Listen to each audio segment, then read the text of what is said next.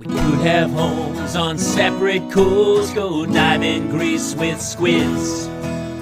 Could have been so bleeping rich, but instead we had kids. They won't smile for a photo, they won't eat the food we choose. That's why we're heading to Parents' Lounge to drown ourselves in booze. Every day we're more exhausted, we haven't slept in years. They hit me in the nuts so bad, my eyes filled up with tears. And yes, we'd like to fake our death, to go off of the bridge, but the truth is we are soft and we truly love our kids. So join us every Tuesday night to laugh at all our pain. Evening in the Parents' Lounge is the cure to staying sane.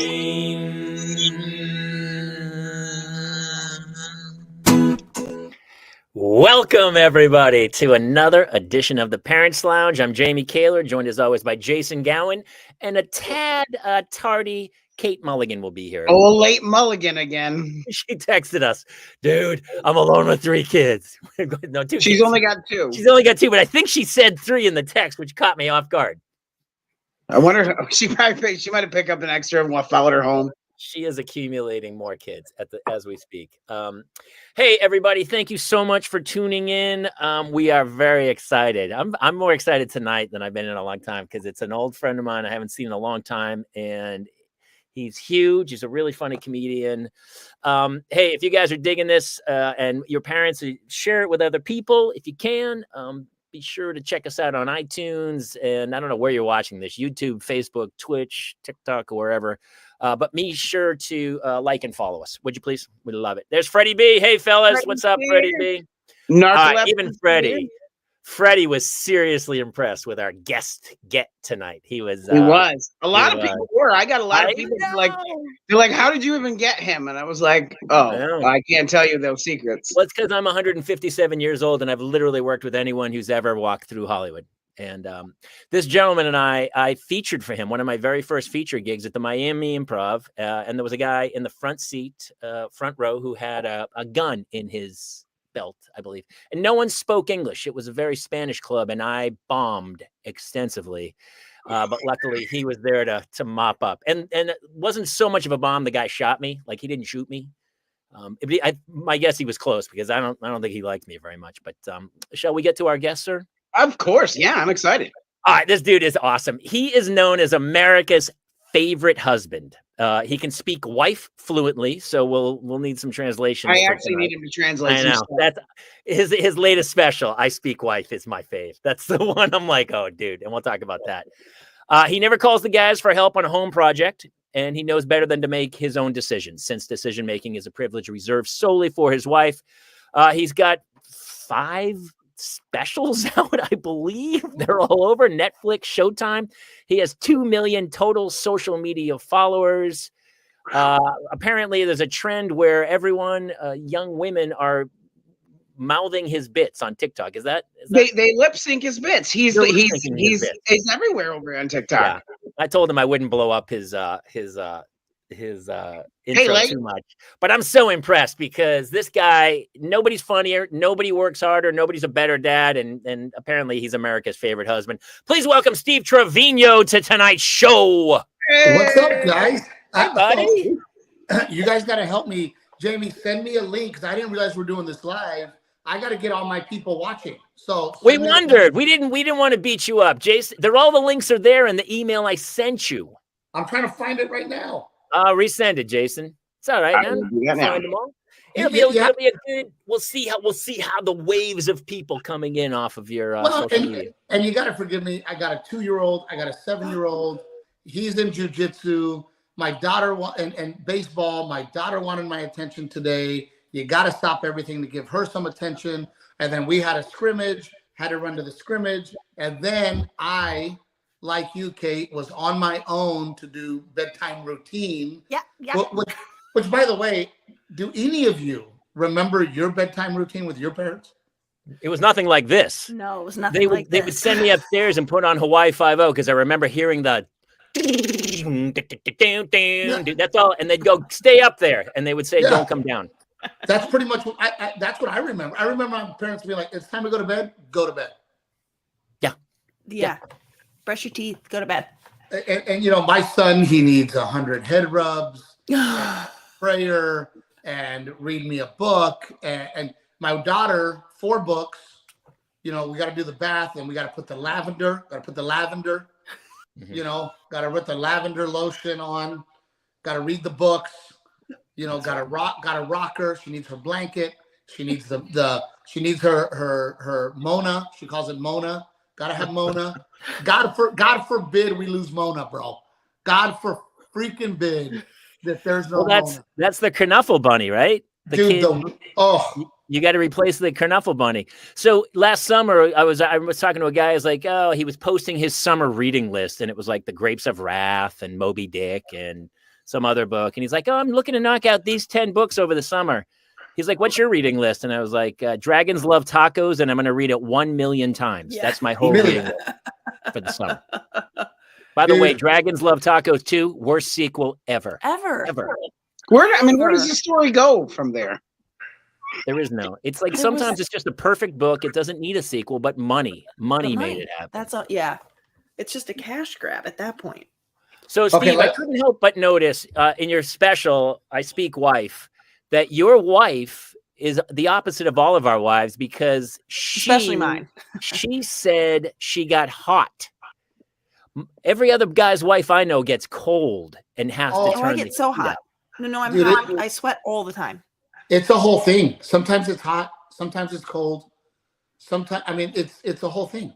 And I never know what it is. And somehow I'm supposed to know what it is. And I'm hot, turn it down. I'm cold. And I'm just like, well, what are we today? Because I'm always just comfortable. Yeah. Well, you're probably right now. Is she wearing a tank top right now? That's the real question. Is she matching your style? She's out with her girlfriend, having dinner, leaving me with 2 kids. My wife's out too. My wife's out tonight as well, having dinner. Yeah. Jamie, look, my biggest issue with my marriage is the double standard. That's my biggest issue. Tell us. Well, that's every marriage, dude. This is going to be a really intense night for Kate. I feel like a lot of stuff. You can already see it on her face that it's coming. Taking out my earrings. I'm like, go ahead, tell me what's the. I get home and the wife's like, going to dinner with Christina, and I'm like, okay. There's no way in a million years that I can walk in the room and be like, Jamie and I are going to dinner later. It wouldn't fly. What would happen to you? Do what? What would happen to you if you said that to her? Oh, text messages. I would not enjoy my dinner. I would get, how dare you? And why didn't you tell me? And this wasn't on the schedule. And you left me with the kids. And it would have been, and don't drink too much. And, I don't even like Jamie. Why would you even go out with Jamie? I don't even like that guy. Okay. He's nothing. She does. Trouble. My wife does say that about my friends that don't have kids. She's like, because I have friends who are still bachelors, and she's like, yeah, you can't. I don't like those guys. Because they don't get it. They didn't make stupid decisions in their life. Is that why? Because they're the smartest guy in the room, and they might convince me of my. No. But you can't talk to people that don't have kids. You can't. There's just no way. And it's so funny you say that because my wife and everybody's wife is exactly the same. Like when my wife came home and she goes, oh, I'm going out to dinner. I go, oh, nice. Have fun. Okay. Enjoy. And if I said I'm going out to dinner, she'd go, oh, wouldn't that be nice? Jamie, wouldn't it be nice to be you? I'm going to push back a little and I'm going to say, I don't think everybody's wife is the same, but I do think husbands do tend to be as chill as you guys are saying. I can't think of a husband I know who'd be like, no way, you need to stay here. But I have to say, if Dickie, like, first of all, like my husband, if Steve, you're going to be like, who's Dickie? But my husband, if he came home and he was like, it is because he gives me so much leeway. I give it back. And I'm not just like complimenting myself. I think the truth is that I do think men tend to be more generous with the time for their wives. I do think that's probably true. And more accepting and less judgy. Well, okay. I actually want my wife to I want her to be happy. Yeah. I want my wife to be happy and have a good time. Yes. I don't feel like that is reciprocated. Okay, can I just tell you something just to toot my own horn here? Sure. Dickie's been doing this Writers Guild program every Saturday. So in addition to the fact that he just became a showrunner on a show and I don't see the man ever, he now spends every Saturday from 8 until 4 in this class. And it's really a big deal that he got into this thing. And I said to him, the boys better not see you any Saturday. You better go out afterwards because you need to blow off steam and you need to be networking with these people. If they're going out, you need to go get a beer. The last 2 hours of the night don't help me with the boys anyway. So stay the F out, have fun, do your thing, because guess what?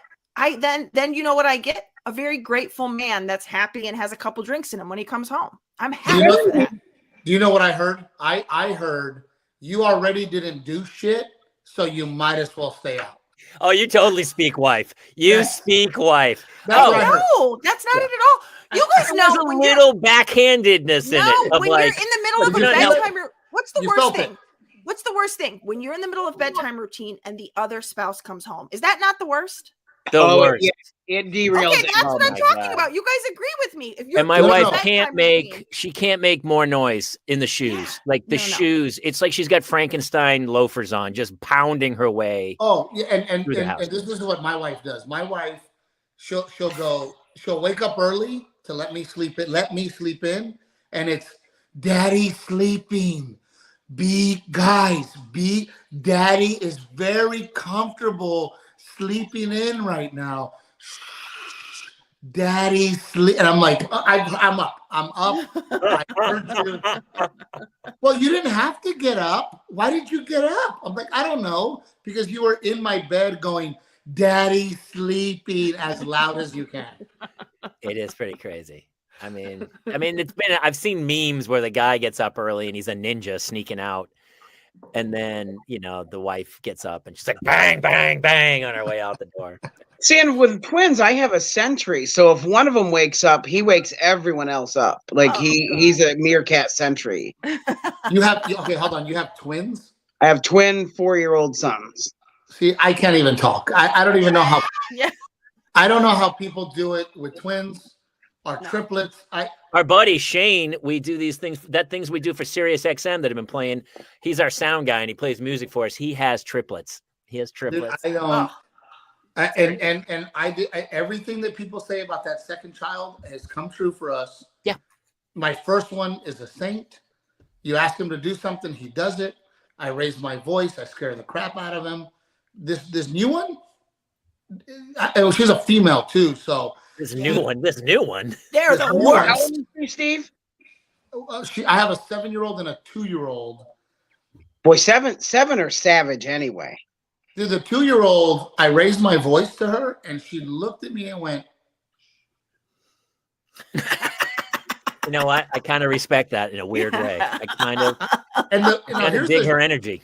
Dude, the crappy part is that I shushed. Yeah. Like, she was like, and I was like, I think she shushed me. Well, don't you think they definitely have us trained. I keep fighting it.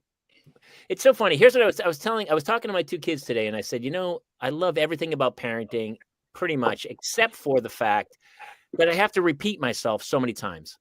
I am such a creature of logic. I'm like, I say something once, just do it. Just do it, man. But I'll have to say it like literally 100 times. And then by the end, I'm yelling, and my kids are like, why are you yelling? And I'm like, because I had to say it so many times, man. You're killing me. Right. Well, and then they go, whoa, yep. Dad, why are you freaking out? Like, bro, how many times do I have to tell you to take a shower? Well, the shower one, dude, my kids don't brush their teeth. There's new teeth coming in. Those are disposable teeth. My kids are 8 and 9. Mine are 8 and 9, and that's their new teeth. And I keep saying, hey, these are your teeth, Chief. These are it. Yeah. It's not a my problem anymore. This is a you problem. You got to fix it, or you're gonna have. My daughter has beautiful big lips, Hannah. She's gonna be scorching hot when she's older. Weird flex, bro. Weird flex. She doesn't take care of her lips. They're covered. She looks like the mummy. Chapped. Like constantly because she licks her lips. So we've given her a chapstick like every day for 2 weeks. Won't use it. Won't like I had to hold her down with Aquaphor and like rub it on her face. She gets it off, and I go, doesn't it hurt? Like they're cracked and bleeding. Like they're cracked and she's peeling the skin off and blood's coming out. And I go, what do I have to do to get you they have it. It's called chapstick. Put it on your lips. And she's like, won't do it. To the point and then after a hard day and you lay them in bed and they look at you and go, you're the best daddy. And then you go, you son of a bitch. Yeah. You win. You just got me. You won the day. That one little moment was I'm a sucker for a compliment. Oh. You say that now. Wait till they're older. Wait till they're older. Then you'll be like, my son will be like, Dad, you're such the best dad. And I'm like, oh, I did curse you in my head earlier. And I wanted to kick you through a wall, but now let's hug. It's. I tell them sometime, I go, I don't believe you. You got to say it better. Say it better. Sell it. You got to sell this. You can't just throw this into the wind. You got to. Yeah. It's the. Hey, how are you? Hey, Steve. One of our regulars, narcolepsy, was equating the people who have pets. Now that you are a father of two, you know when you see the people and they go, "Well, I have a kid too," and you're like, "You do?" And they're like, "Yeah, it's a cocker spaniel." And yeah, it's like, how do you feel about people who try to claim pets are kids? So I literally just wrote a joke about it, and I go, here's advice to people who don't have kids. Here's things not to say to people with kids, and that's one of them, right? Where they go, well, I have a kid and it's a dog, and I go, you have no idea how much of an insult that is to my wife. Did you carry that dog in your body for 9 months? Did you have to give up caffeine? Did you have to give up sugar and alcohol? And then the last 3 months, my wife had to sleep in a chair because she couldn't breathe when she slept on her back or her side. And now when she exercises and sneezes, she pees a little. So F you and your dog. How about funny. That's a good bit, dude. If my dog gets hit by a car, there is no investigation. Okay. Do not compare your animal to the miracles of my life. Narcolepsy has a solution for me. Chapstick lollipops. I love it. All right. I'm gonna get. We gave her every flavor. She just went, and she won't brush her teeth. I don't know what to do anymore. But it's also the same thing when these couples without kids go, "Our marriage is hard," and I'm like, you don't even know how hard your marriage is going to become. You know, oh, we're so tired.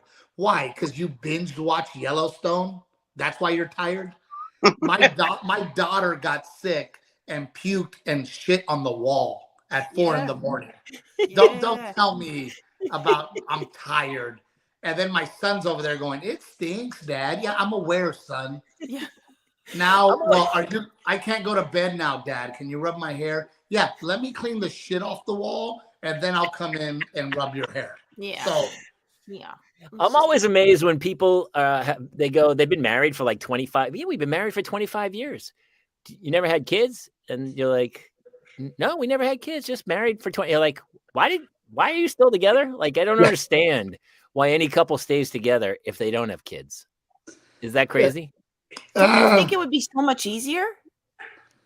Oh, it's got to be so much easier. It would be, of course, so much easier, but it also would it would get boring, wouldn't it? Like, wouldn't you just get bored and be like... but it's boring with kids, too. It's boring And the difference is that as soon as my sons came along, I had no use for my husband anymore. My wife literally told me that. She said, the love I got from you, I now get from them. I don't need you anymore. She's verbally explained that to me. And I get it. I get it. Well, there's some things that he can do for me that the children cannot, to be clear. We're not that kind of family. No, not that. Here's how sick I am. I go on the road, and then for that first day, I'm like, you know what? This is nice. I'm making my own decisions. I'm not saying no a million times. Put that down. Stop doing that. Get your shoes on. Get your shoes on. Right. Get your shoes on.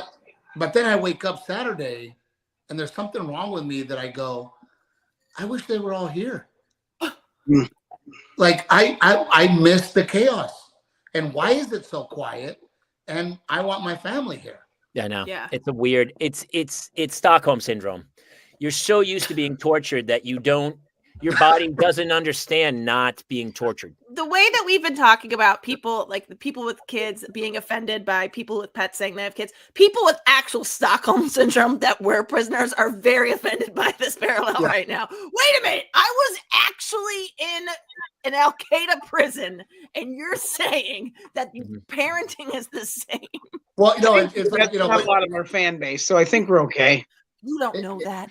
I would say parenting is actually harder myself. It's like when Tom Brady says, I get on that football field, it's like going to war. Relax, Tom. Relax, Tom. Relax, buddy. You're gonna come back off that field. That's a guarantee.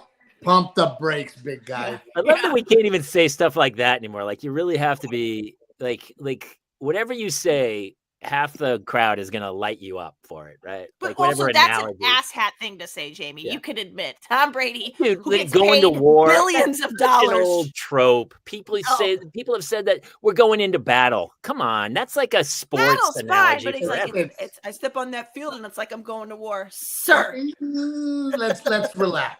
Relax. I get it. War. I get it. No. War is so specific. But I'll be honest with you, man. I love being a dad. I love it. It is to me my favorite thing that has ever happened to me.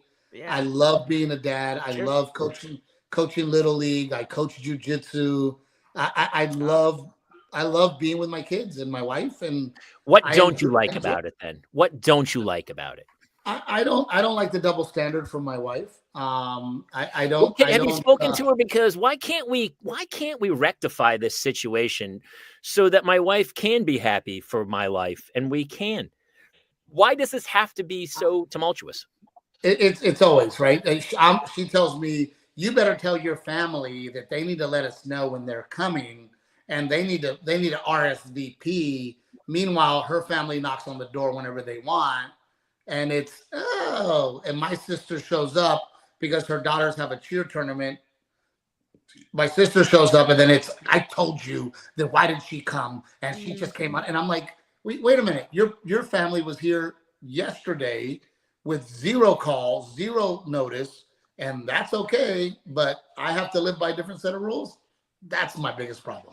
Dude, you got 5 specials. It's time to build the moat. You need a moat. You need like a giant electrified fence. You gotta, come on, man. You need a gated keep the community. Family out, or to keep what? Who are we keeping? Everybody. Out? Everybody. No, everybody. Okay. I am everybody's welcome at my house. You don't have to call. You don't have to write.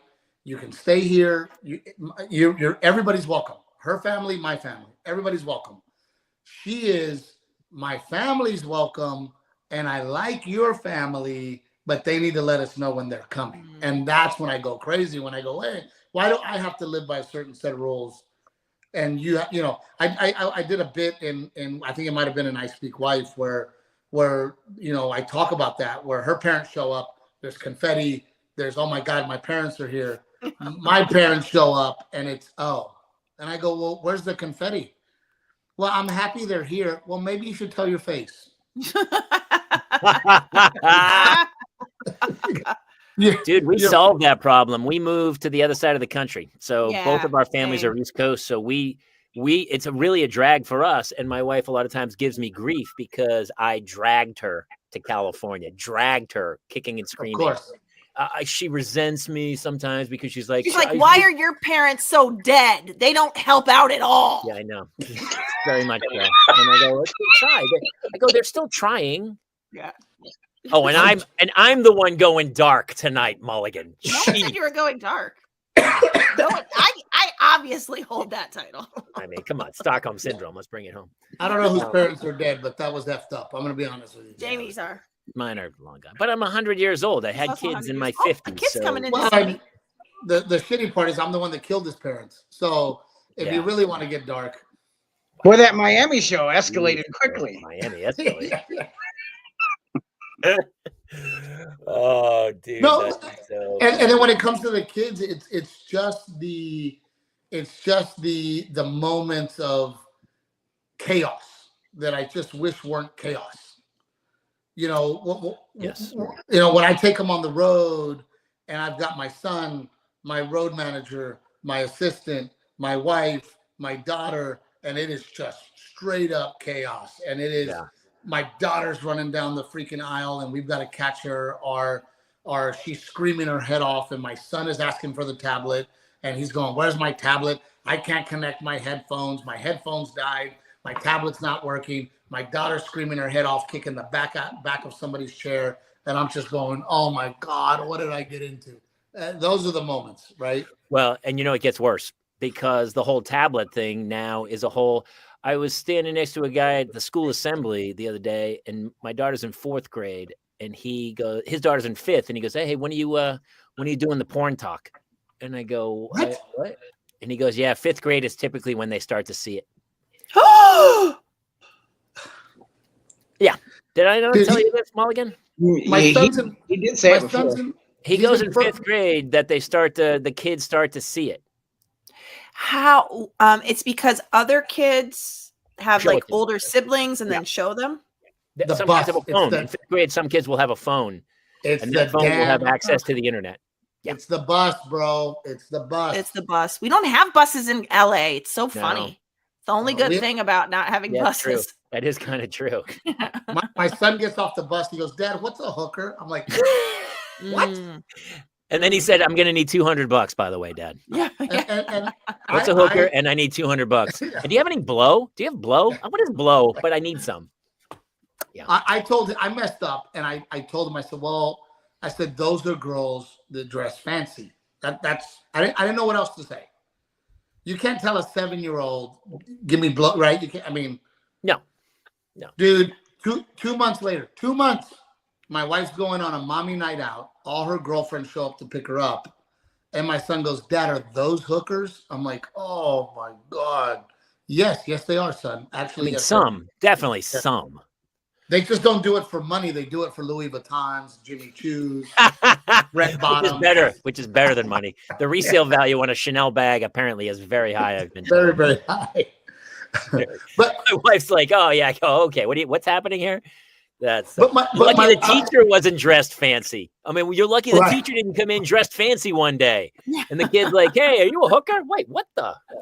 Well, you look like a nice hooker. You look like a really nice hooker. That's funny. But it is that thing where when I go on the road, my wife goes, "You're so lucky. You're so lucky that you get to go on the road." And I go, "Hey man, I get depressed on the road. I miss my family on the road, and I miss the Little League game, and I miss my daughter's little dance recital, and I miss all those things." And I've always told her, we all have our cross to bear, all of us. There's positives for you and negatives for you. There's positives for me and there's negatives for me. I don't think any of them are any better than the other, because there's nothing more than I would love for my wife to go, "Hey, you go do my act. You go take the pictures, and you go on the road. I'll stay home. Yeah. I'll go to the Little League game. I'll go hang out, because I see what you have is just as good as what I have. It's not better. It's not worse. My wife thinks it is. My wife's like, "You're so lucky. And Friday night you're at the casino." And I'm like, "What do you want me to do? Yeah. Sulk in my room for 3 days?" Yeah. I mean, I know, because it's really only fun for about 2 hours, and that's exactly the time of the show, and the rest of it's really a drag. You guys, I'm realizing my husband maybe trained me really well, because when we first started dating, he was unemployed. So I would just be getting texts from him at work, and he'd be like, I just shotgunned a beer for the first time ever." And I was like, this guy. And I'd be like, "All right, good for you. That's fantastic. I'm going to get back to being an accountant now." Like, it was just, and so I don't know. I'm just unfazed by it now. It just seems like we get different lives. If we all had the same life, it'd be so boring. It would be boring. But here's what I do think. I think it is important, like the teamwork. Like I always talk about the fact that it's, we're a corporation at this point. Like every family is a company, and it's tricky with 2 CEOs, because like even my wife was gone for a week, and then she came home, and I kind of had everything kind of duked out. Like everything was in motion, what was happening, and all of a sudden it all changed. And I was like, "Don't change anything. Don't. We're not baking chocolate chip cookies at 8:30 at night. I know you want to spend time with the kids, but we're not putting chocolate chip cookies into these kids at 8:30 at night. I don't know what to tell you." So you got to, and then I'm the bad guy who's like, Daddy says we can't make chocolate chip cookies at 8:30 at night. I'm like, oh, don't do that. Yeah, don't do that. Right. Yeah. Well, but you know, me and my wife, a personality. She makes lists. There's plans. She does research. That's why you fell in love with her, though, dude. Because that's why yeah. she's powerful. Yeah. And I'm the, you know. So when it comes to like my son, for example, I don't ever. I tell my son, these are the 3 things you need to get done. You got to get them done before bedtime. And my wife is more, now, do your homework now. I need you to do it now. And my son's looking at her like, dude, chill out. You know, and then my wife gets mad because she's like, my son, you know, Garrett's so mad at me, and Garrett gets mad at me. And I'm like, because you're freaking bossy, bro. Like, I just tell Garrett, hey, man, these are the things that need to get done before 6:30. You are the guy on the road because I'm your wife. I'm your wife. I've actually, you know what? I'm going to agree with your wife on this one because I've tried that approach. Even tonight, I tried it. I'm like, all right. My daughter goes, come on, trust me. And I go, I can't trust you. I said, and I did the same thing. I said, I need these things done before you go to bed. And invariably, most times I'll walk back in. She goes, oh, I totally forgot about that. And I was like, of course you did, because you're watching TV and your brain just shut off. So it is hard.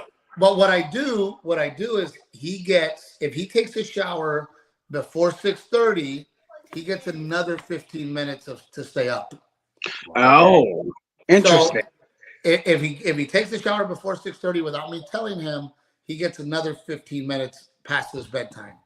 He gets Isn't it insane? We basically are every parent. We're blackmailers. That's all we are. We're blackmailers. We hold things for ransom that kids want, and when we dole it out specifically when they behave properly. That's it. Yep. Just rewards, like a little dog, right? Speaking of dogs, like, hey, here's your treat. Good job. You did what you're supposed to do. I don't want to be that guy, though. And I tell my kids that all the time. I go, I don't want to be this guy. Stop making me yell. Just clear your plates. I've told you every day, every meal for your entire life. Clear your plate. That's it. Pick it up, put it in the sink. That's all I'm asking. And then just tonight, they were eating dinner. They got up, they walked to the other room. All their plates were on the table. I was like, what are you doing? What are you doing? I can't have it. My thing is they have the audacity to also look at you as if you have somehow shocked them in some way about doing these things that you do literally every day. Single day. Every day. What do you mean I have to take a shower? Every day, dude? Every single day. Oh, no, we don't shower. I don't think do we shower every day? I don't think so. And so that's why I built a chicken coop, and it is his job to take care of the chicken coop. He takes care of the chickens, and that's everything. He's got to bring in the trash on Tuesday. He has to help cut the yard when I cut the yard. I mean, I put that little crapper to work. Do you have a chore board? No chore board, but and then he goes, look, Dad, I helped you cut the yard. And I go, buddy, I'm not going to reward you for things you're supposed to do. Yeah, that's my thing. Me too. Like, you're supposed to do that.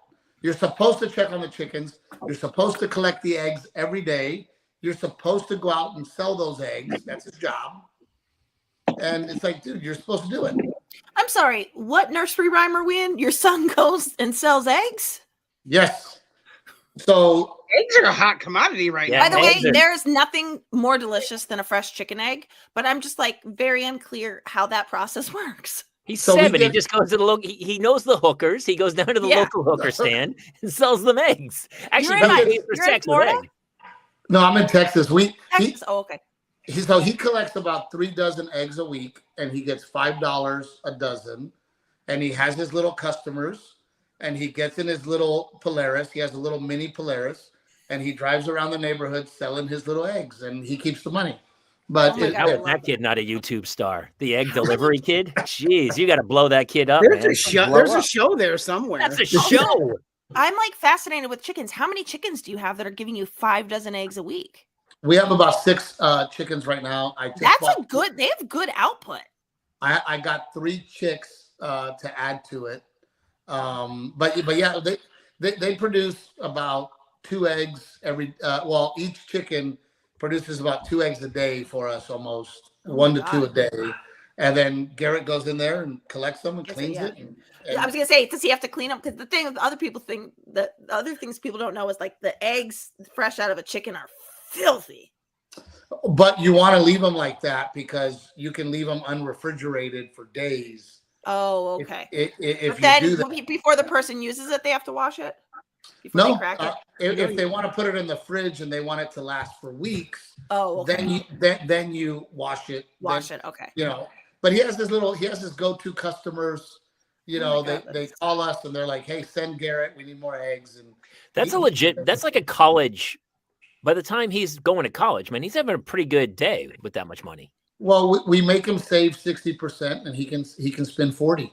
That's the deal. I mean, and then literally, yesterday he's like, "Dad, book fair. I got $40 for the book fair." I'm like, "Go for it." He's got his own money. He does his own thing. That's awesome. 7. That's so smart, dude, Steve. You might not just be America's favorite husband. You might be America's favorite dad. Jeez, man, that is pretty smart stuff. I like what's happening down there. Bob Saget gets furious, but that's fine. That's fine, Kaylor. That's why he died. That's why he died. Thank you, Steve. Thank you for saying it. He was America's favorite dad? Yeah. Well, no, I tell people all the time. From Full when it comes to chickens, there's something at stake. Right? We've lost chickens before because, a coyote or a fox got in there or a raccoon. Oh, that's so sad. And I tell him, I'm like, buddy, you don't give them water, you don't give them food, they're going to die. So when there's something at stake, he's like, I don't want my chickens to die. So he's like on it because there's a life there. Yeah. Yeah. So it makes him, you ask him to take in the trash every Tuesday. I gotta dude, why are the trash cans still outside? Yeah. So I'm gonna send my twins down to be parented by Steve. I know. Joey Steeler says, did Steve say the hooker fair? No, I think he said the book fair. I mean, there's probably a hooker fair in Dallas, I would imagine. Oh, there's gotta be a hooker fair. There's definitely a hooker fair down there. No, actually, Freddie B says Bill Cosby was America's favorite dad as well. So maybe he wasn't a favorite though. He was just America's dad. Let me get your dream. Wasn't That's a favorite. A good joke, Freddie. That's funny.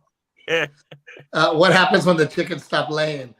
We get more chickens. That's what we do. Well, it's so funny because the only reason I know anything about chickens is our neighbors have some, and it's such an LA thing. One of them stopped producing, so now they just have a chicken as a pet who's adorable, but also like there is part of me that's like, y'all gonna eat her or what? Like, what's the deal here? You trying to lure into your yard, the mulligan? Yeah, I'm just like, I mean, listen, those eggs were good.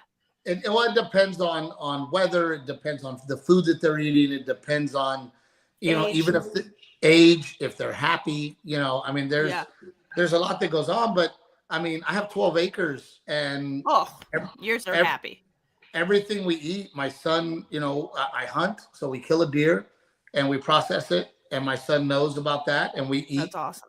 We eat the deer all year. Venison is what we eat, and then we eat the chicken eggs. And we're gonna put in a garden, and hopefully everything that we get, we grow, and we get right here.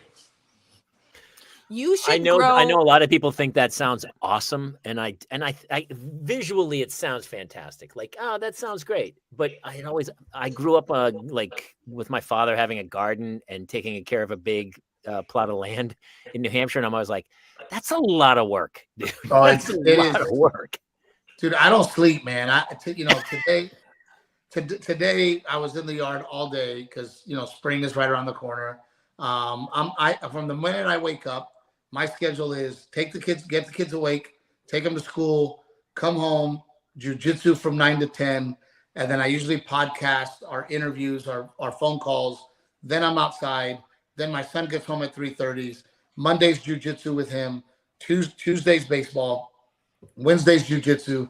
Thursday's baseball. And it just never ends. And I don't remember the last time I watched a full movie straight through. Like it's impossible. Yeah. No. Does your wife work?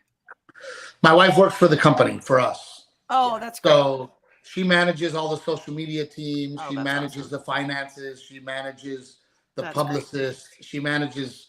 I try to do nothing but tell dick jokes and be in the yard. That's my goal. That's great. It's a good goal. And actually, good. at the good split of the job. That's a good. Yeah, it's great. It's great when you have somebody like that where you guys are kind of a corporation together. That's awesome. Yeah. Well, and the weird part, man, is people are so threatened by it. It's unbelievable. You know, when I sit down with somebody and I go, "Hey, my wife is my partner," and they're like, "Well, what?" I'm like, "Yeah, my wife is my partner in this. She's my teammate. She is the CEO, if you will, of my comedy company," and it blows their minds. And there is the transition. Gaffigan's the same way. Yeah. Jeannie's a huge partner. I sat with her one time and she took notes of his show, like where he was facing one way more than the other, and it was like she was absolutely right. I was like, it's really nice to have a director. Like sometimes you're like, it honestly is hard. That was the other hardest thing about being a comic is like there's no one to tell you like, hey, try this or do this. It's like kind of on your own, man. So it's nice to have another voice. Well, especially for me, because I am very macho, I am very country, I am very old school.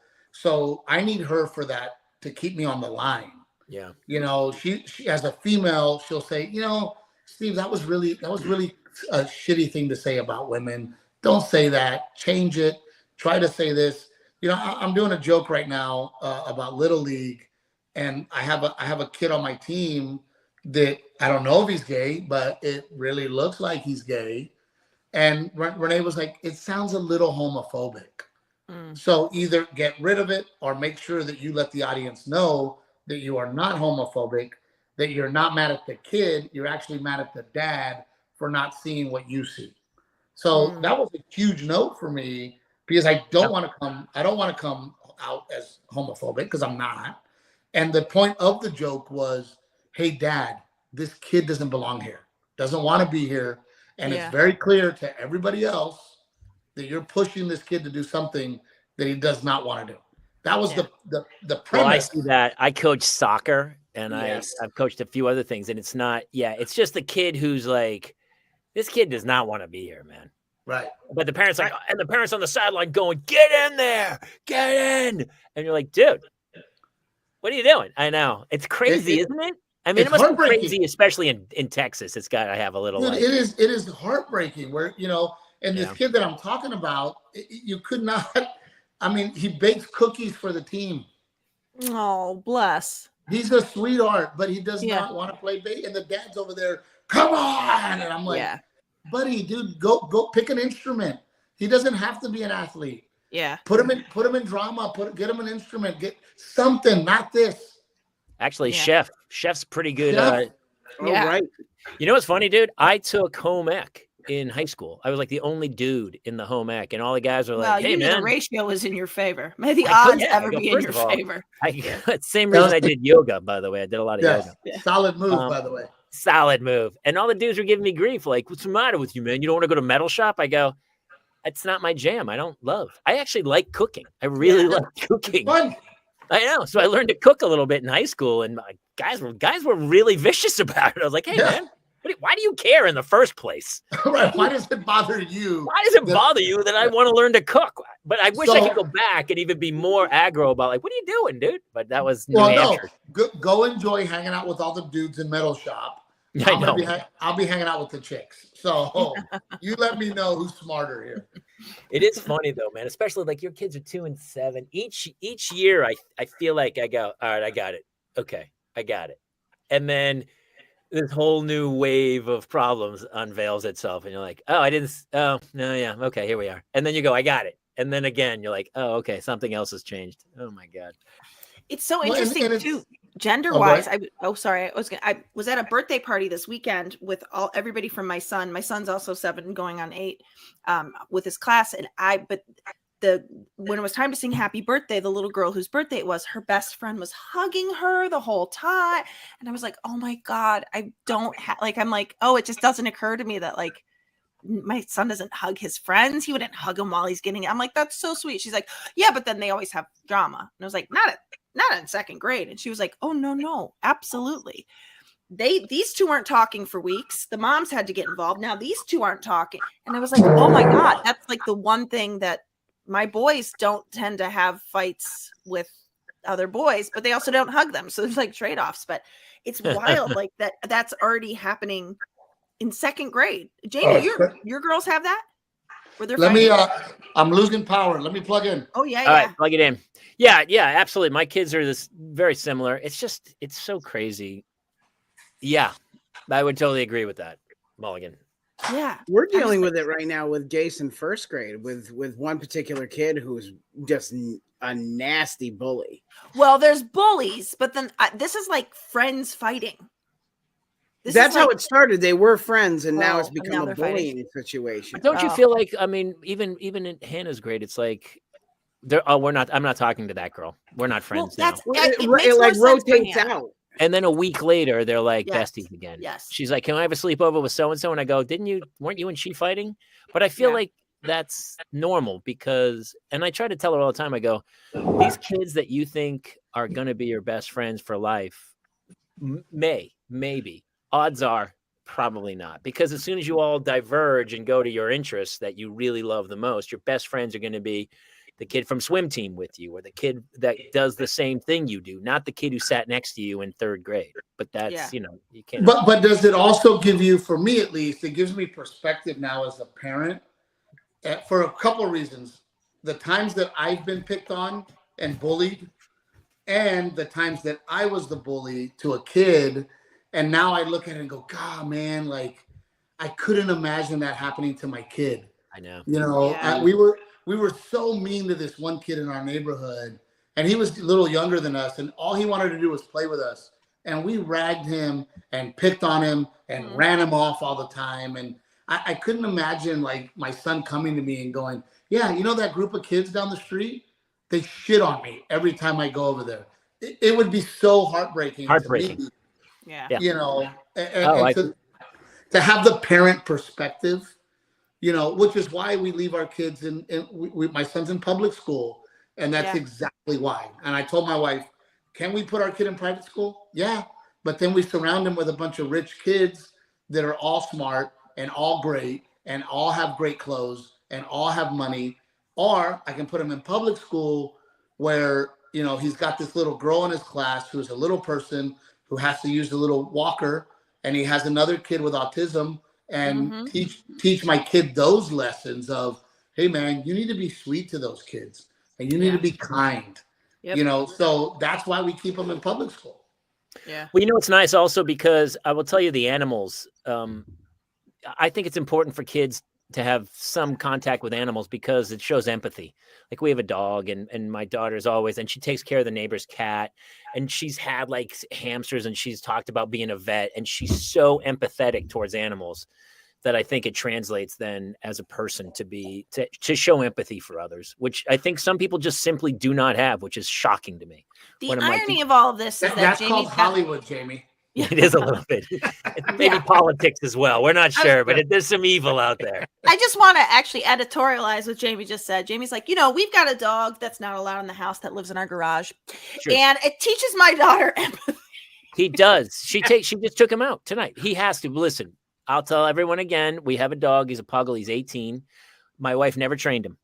He had the run of the roost, and he just crapped in the house or whatever. So he has peed in our house, and he always pees by the stove, like under this hot stove, like 20 times, to the point where finally I was like, dude, I'd put him in the garage every time for a couple of days, and I bring him back in. And if my wife didn't feed him immediately from her plate before she ate her own food, he would go right to the stove, lift his leg, and piss under the stove. And I was like, that's first of all, kind of genius for a dog, but as you also know from my last album, he peed in my mouth. So we, that's gangster. That is gangster. He's 18 years old, and yes, we have him set up with a little. And that wasn't a red flag for you, Jamie, with your wife, that she fed her dog before she ate with a fork from her plate. That should have been a red flag. Looking back, there's so many red flags. But also, listen, there were red flags she should have seen right out of the chute. She didn't see any of my red flags. She just saw red hair. She's like, well, that's it. Jamie, I knew you were white, but I didn't know you were feed the dog with a fork white. That's a whole nother white. Feed the unseasoned food. Dude, I am. Black comics have a whole bit about your wife. No, how's it go? You know how these white people be? They be licking that dog on the mouth. They drive people crazy. White people crazy. Dude, I can't believe some people let their dogs sleep in their beds because I don't know if you know this, dogs don't wear underwear. And when they sit, their little cinnamon ring just puts a little mark on where. And who would let that dog sit on its pillow? It's crazy. Dude, I had a dog that for whatever reason, every time me and the wife were having sex, it was, he'd get the, and I'm like, now, my ass is in the air and all I hear is, well, that's why he was getting sick. He was nauseous from the sight of your ass. It feels like. And then he was empathizing with your wife. Who's to say? Because you're doing it wrong. Turn her around. I always hate waking, like looking down in one of the dogs. That's the greatest punchline of all time, man. Tell me that's that's got to be in a special. Is that in a special? Yeah, we're going to have to put that somewhere. Dude. Dude, when hard. the dog, because I've had that joke, because we've all dated girls, and the 3 dogs would come out and lick my feet. That's the tag, is you're doing it wrong. Turn her around. Oh, dude, that's gold. Well, no, the problem is that dog is no longer with us. So, I don't know about you, Jamie, but I always try to make my stand-up true to life. Of course. You know, so it's hard to go, I used to have a dog. Let me tell you the story, right? So I try to make sure that everything I say on stage is real and honest. You know, I don't make up extra siblings. I don't make up extra anything. This is my life. This is my wife. These are my kids. Dude, I can't even do bits from before I had the kids. They just don't resonate anymore. Like if I talked about like my single days of like out boozing and dating, I'm like, it so doesn't ring true that I can't even tell those jokes much anymore. Well, not only that, the audience looks at you and goes, come on, guy, right? With your wedding.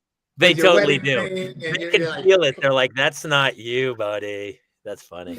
But you know, I think that is why my stand-up resonates, is because I am me on stage and I am telling my story that's happening to me now on stage, and they know when they see me that it's real. How did the TikTok trend start where girls were doing your bits? Dude, who knows, man? Did you just open it one day and you were like, holy cow, is somebody doing my bit?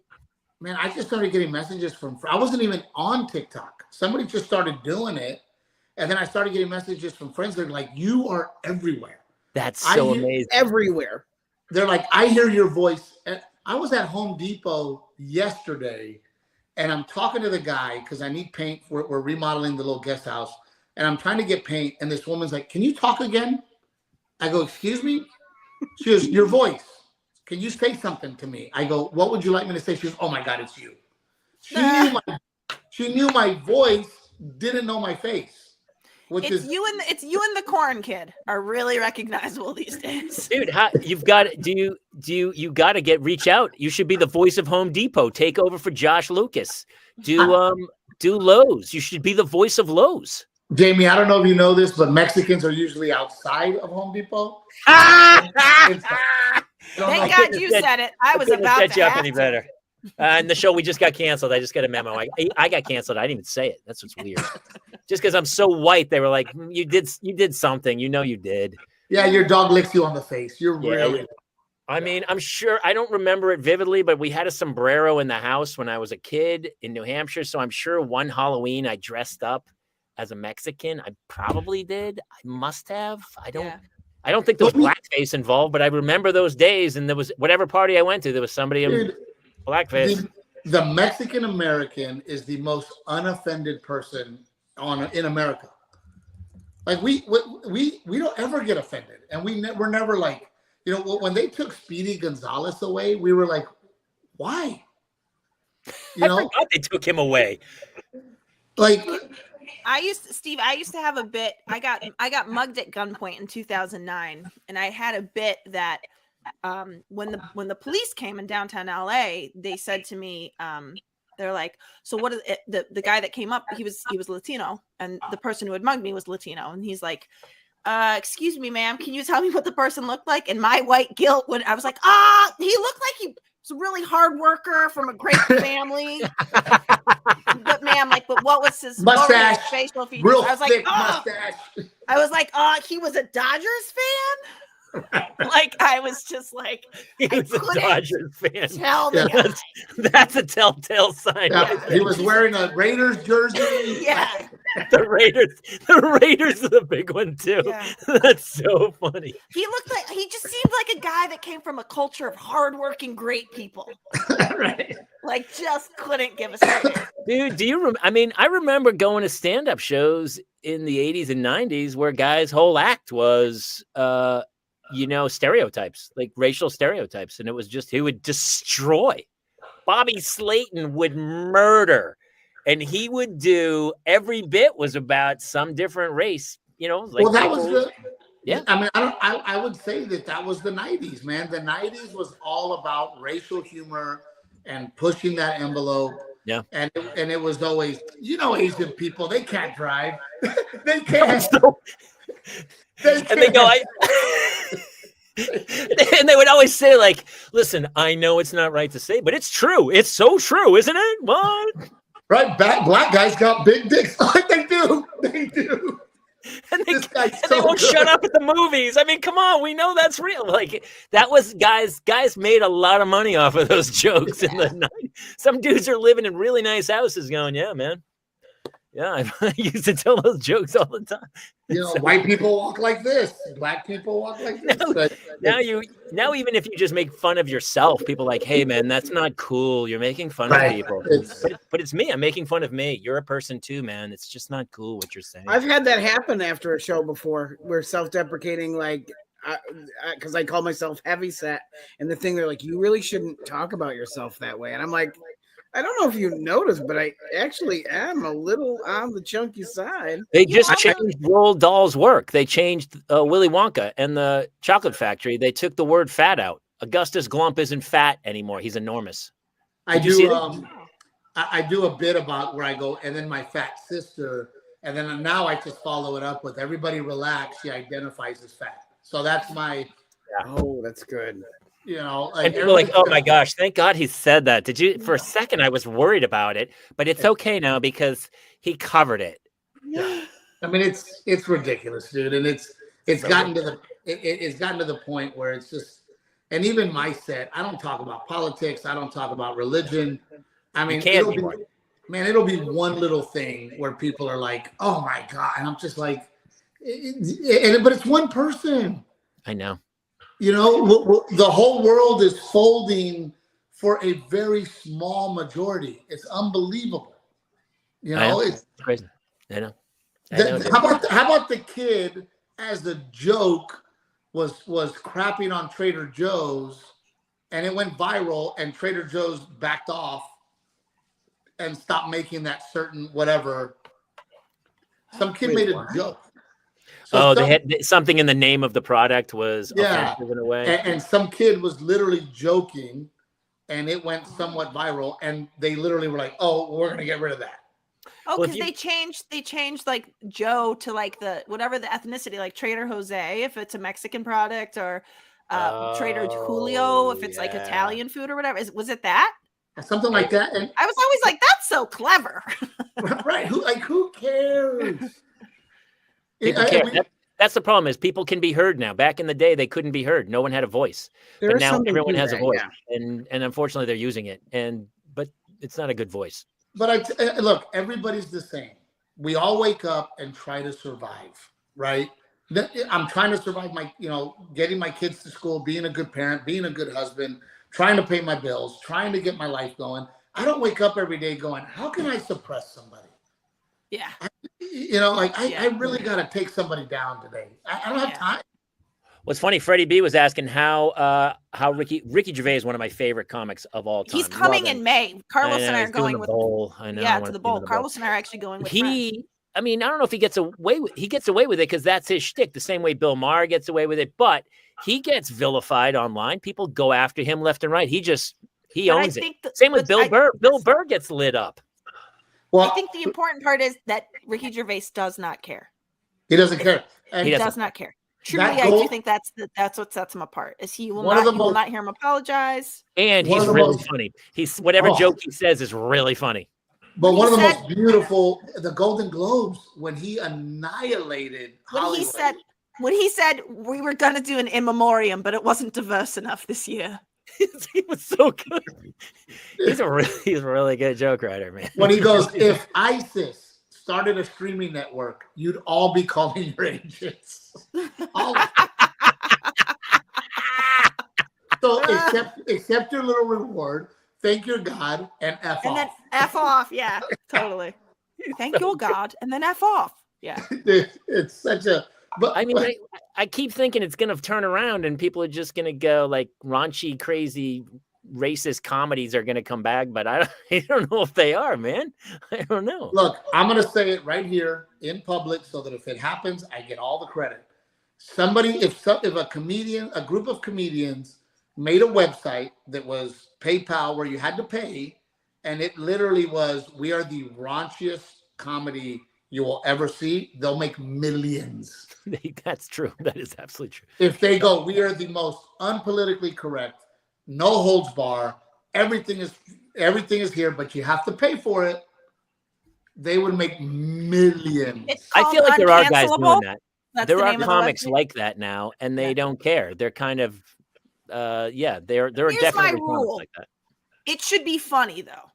That's the other thing. Yeah, for sure. Yeah, because the people that just try to say shocking stuff just to say shocking stuff, but I have to disagree, because just because it's not funny to you doesn't mean it's not funny to somebody else. But you know the difference, Steve. You know the difference when you see somebody do a joke and the room's dead. It's probably not funny in a lot of rooms that way. I allow almost everything, but when somebody shits on the military, when somebody shits on this country, when somebody talks about child porn or rape, that's where I draw the line. Not funny to me. I get offended. I don't like it. I'm not going to run out and write a report about it. I'm just going to change the channel. However, there's sick fucks in this world that think that is funny. That's true. I give you that. I'm the same. And honestly, I'm a big fan of like non-censorship, so that what you said I'd change the channel. Why can't everybody just say that and go change like, man, that's the problem, is that people see stuff and they feel like they have to make a case about it instead of going, no one's making you watch this, dude. Just turn the channel. It's like the Dave Chappelle thing. There's a million other things on Netflix. Why is your art worthy, but Dave's is not? It's insane. Change the channel. Yeah. And by the way, I have so many social media followers, and I read the comments. I have learned the biggest way to stop negative comments is to actually respond to them. Really? Like, all the time. I'll get somebody that goes, I just killed my brain cells. This guy's terrible. Worst comedian ever. I'll send him a message and go, I'm a person. Maybe why the negativity? How about you move on? I'm just doing the best I can. Other people like me. And 99% of the time, I'll get a DM of them going, wow, I'm sorry. Didn't think you would respond. When you humanize it. I agree. It just seems like that takes up so much of your time. It's putting a lot of onus on you to undo people's. It's not easier for you to just be like, well, that person's miserable in their life. For the most part, and I'm also lucky that my fans, which I call family, they'll attack them, right? My fans will be like, "What's your problem?" and move on. We like him, But once I humanize them and go, "Hey, man, I work really hard to be a comedian. I might not be the comedian for you. Go find somebody else." It stops. It's unbelievable. It's a business where like you wouldn't go, "Hey, I went to a concert last night. Who was playing?" "Oh, I don't know. I just went to, it was band. Just band was playing." But a lot of people go to a comedy show not knowing anything about that comic or watch their comedy somehow. Right. And then they don't like it. And you're like, well, don't watch it. Nobody. But I always equate it to a movie. I don't watch a movie, not like it, and come out and go, I need my $7 back. Oh, I do. Right. That's exactly what I do. I did do that. That I did that halfway through Lord of the Rings. 90 minutes into Lord of the Rings. What is actually wrong with you? I couldn't stand it. I was in the ArcLight. I came out and the guy goes, "The movie's been on for 90 minutes." I go, "It's a 3-hour film, dude. I can't watch another chase battle scene. Got it. And the guy gave me a coupon for another night that I was You can't eat 8 of the 12 chicken wings and then get. Thank you. And then you find the hair on the last one. You ate 11 of 12. Look at the hair. Free food. Oh my God! Hey, listen, this show has flown by. We have to go. Yeah. We have to go. Steve, thank you so much for coming to play today. Well, look, man, I love chatting with you guys. We got to do it again. And, you know, it when you talk about family and kids, it's so much fun because there's so much to talk about, you know. Yeah. Please come check in anytime. We're definitely, we'll hit you up to come back again. I feel like we flew by through it. That's why we have other people come in and we're always like, yeah, we're going to talk for a bit and then bring them in. But with Steve, I was like, you're coming in right out of the chute. Right away. Yeah. Right I had a blast and I can't wait to run into you guys on the road or in LA or wherever and break some bread together, man. Thanks for having me. Yeah. I love having you, dude. Thank you so much. We'll post this with dates or anything. Is there anything you want to tell everyone to come find you? SteveTrevino.com. All your dates are listed. We've been scrolling it below. You've probably heard my voice on your TikTok if you're of a certain and go age. check out the full specials, dude. It's all on your website. You can find them all. They are just a gold mine of entertainment. I was rolling today. The I Speak wife made me laugh so hard. Really great. I appreciate you guys so much. Thanks, guys. I love you, brother. Thanks for coming to play. Steve, we're all going to be coming through Texas, so we'll be staying with you. Just make sure you don't tell your wife in advance. Thank you. I would love it if you guys stayed with me. I would absolutely love it. I actually have to come to Dallas soon. I'm going to hit you up when I come to Dallas. All right. Later, Let's guys. Steve go. All right, brother. See you soon. All right. Hey, we got to wrap. Get Mulligan out. I got to put my kids to bed. I got to put my kids to bed. That's what I have to do. We have a great show next week. Christine Lakin is back. Yeah. She directs the Goldbergs and a million other shows. She claims that she has a story that tops the horror travel story to Hawaii. I know that was a crazy one. Also, and I don't know if we scrolled this. We are. No, I was waiting for you to announce it first. I forgot to do it at the very top. Well, actually, maybe we'll have to do an announcement and then post this. Also, Jason, you got cut off. You were saying something in the show. I wanted to go back to that. Oh, you're saying something about dogs. Here's what we're going to do. On March 17th, we're going to celebrate St. Patrick's Day parent style with our very first gig in the metaverse. So grab an Oculus. Hopefully, if the Mulligan's ears just pricked up, we're going to do, we have a parents lounge. We Not have on St. Patrick's Day. I would never have agreed to it on St. Patrick's Day. You're not going to be home? Of course I'm going to be home. I host our friends every St. Patrick's Day. Oh, I don't. We're going to go in. You come in for a bit. We're doing more than just this thing. This is going to be our first night, St. Patrick's Day night. For all the parents who can't get out, we're going to have a little communal pint of happiness in the actual, we have a parents lounge. It's built. We have an actual big giant room where the show's there. It's a lodge / stage. So we're going to meet everybody in person in the metaverse. So fun. Yeah, Jason, you should explain that more because I'm probably going to get sick like 3 minutes into it. If you do have an Oculus already, you're going to want to go and get the Infiniverse Multiverse app from the Play Store or from the Metaverse store. It's free, and we'll give you instructions on how to get in there once we get that rolling. Yep. But it is already. And we'll give more info next week. So come in next Tuesday, and we'll have all kinds of details that we'll have to do to get people in. I think I'm going to be someone's going to have to hold my hand and drag. You're going to have to do Dramamine and then your drink. Yeah. So yeah. Oh, can they see what you're drinking in the metaverse? No. So you can all come in whacked out of your skulls. You drink as much as you want. I don't know. I mean, you won't throw up in the parents' lounge either. But we have a parents' lounge in the metaverse, so it's built, and it's right now it's scrolling shows. So if you do go into the metaverse without us, just go check out the parents' lounge. And all the old episodes are there. If you ask, take me to the parents' lounge, it'll take you this mall that looks like a mall, and you just walk up to the door of your favorite episode, and you'll get to watch it on a big IMAX screen. I gotta tell you, malls are triggering after that last episode of The Last of Us. Just gonna put that out there. Oh yeah, that was a good one too. All right, they're all good. All right, we gotta go. That's it. We love you guys. Thank you so much. Be sure to follow, subscribe, like, bloody ding dong do. We'll see you next week here on the Parents Lounge. Good night, everybody.